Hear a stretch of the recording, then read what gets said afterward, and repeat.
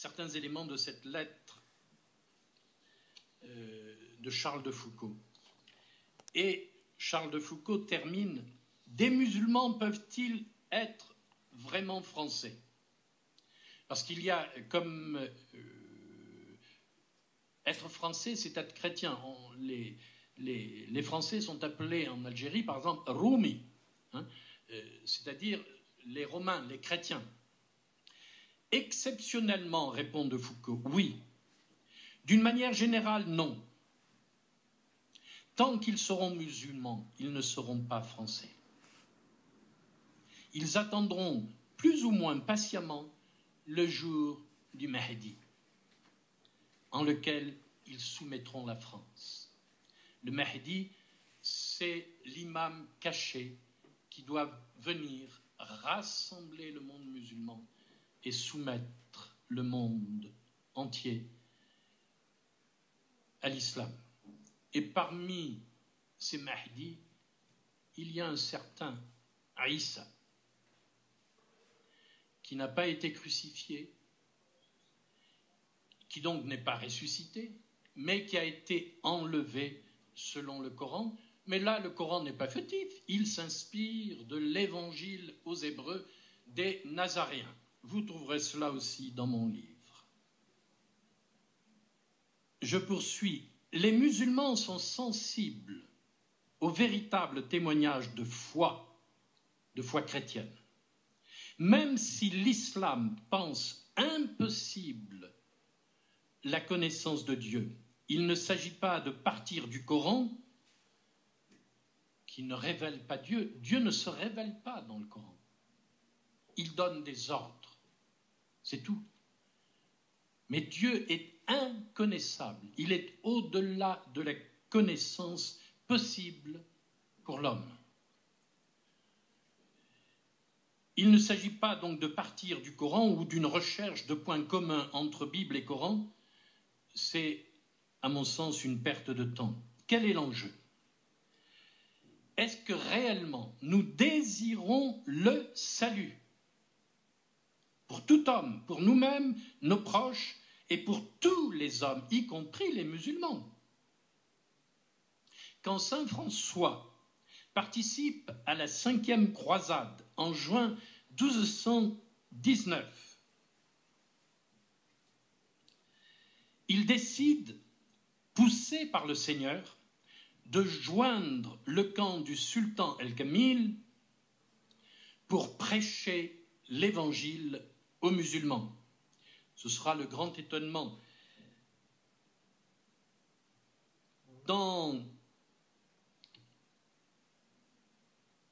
Ça se passe donc à Damiette, où les croisés ont fait le siège de cette ville.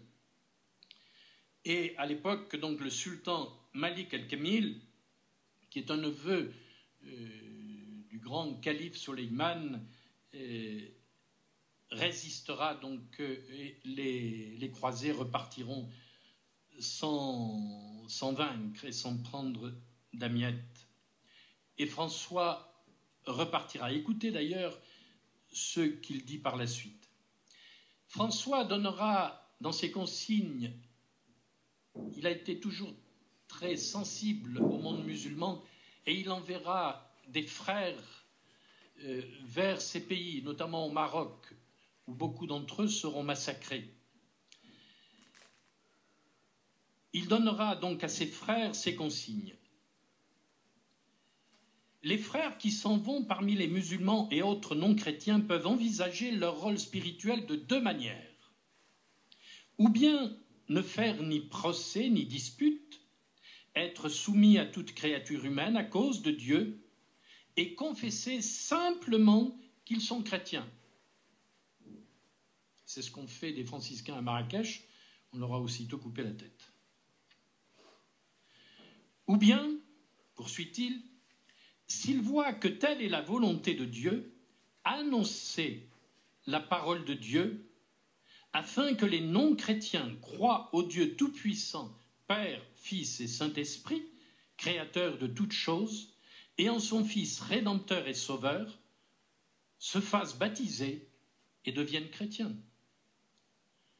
une simple présence, mais en ne cachant pas son identité chrétienne, ou alors en confessant et en annonçant simplement, sans agressivité, avec beaucoup de charité, en annonçant le Christ Sauveur. À la fin d'ailleurs de la rencontre de François et du sultan, celui-ci lui glisse à l'oreille: « Frère François, je me convertirai très volontiers à la foi du Christ, mais je crains de le faire maintenant, car si les gens d'ici, donc les musulmans, l'apprenaient, ils me tueraient avec toi et tous tes compagnons. » Propos qui sont donnés et remis sur les lèvres donc de l'émir du sultan El-Kamil. Un autre franciscain plus tard, un siècle plus tard, Raymond Lulle, qui a vécu entre 1233 et 1316, est fasciné par le salut en Jésus-Christ. L'amour du Christ nous presse, dira saint Paul, et on peut dire la même chose chez Raymond Lulle, qui est un universitaire, un chercheur de vérité, d'arguments. Il tentera des missions en terre d'islam à plusieurs reprises. À l'image de saint François, il est un pèlerin de l'amour. Il cherche la rencontre au plus près, l'écoute et l'estime de l'autre. Voilà d'où vient d'ailleurs le propos, l'estime de nos amis musulmans dans le texte du Concile Vatican II. Un texte emprunté donc à Raymond Lulle. Donc il cherche la rencontre au plus près, dans l'estime, l'écoute, pour proclamer à cet ami musulman le message évangélique. Pour cela, il crée des écoles où l'on apprend l'arabe et à connaître l'islam. Bien avant Benoît XVI, Raymond Lulle ouvre une voie de dialogue fondée sur une pensée rationnelle.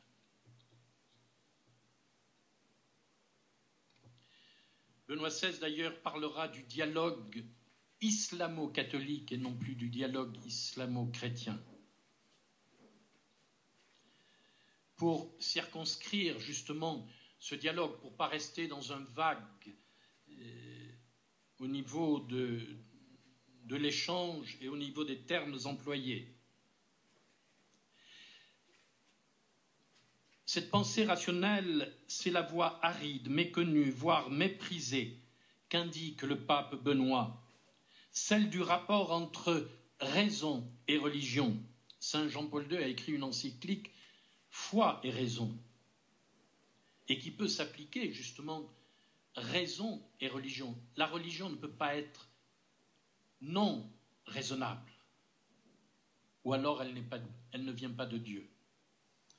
C'est une exigence entre partenaires chrétiens et musulmans dans leur effort vers la paix.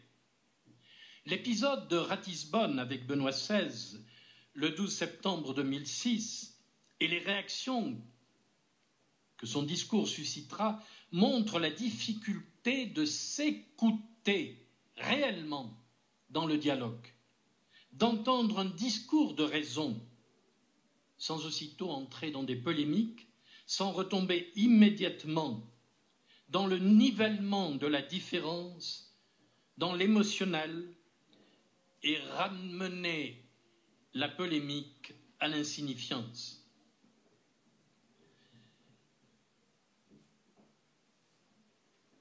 Dans le discours de Benoît XVI, ne pas agir selon la raison est contraire à la nature même de Dieu, dit-il.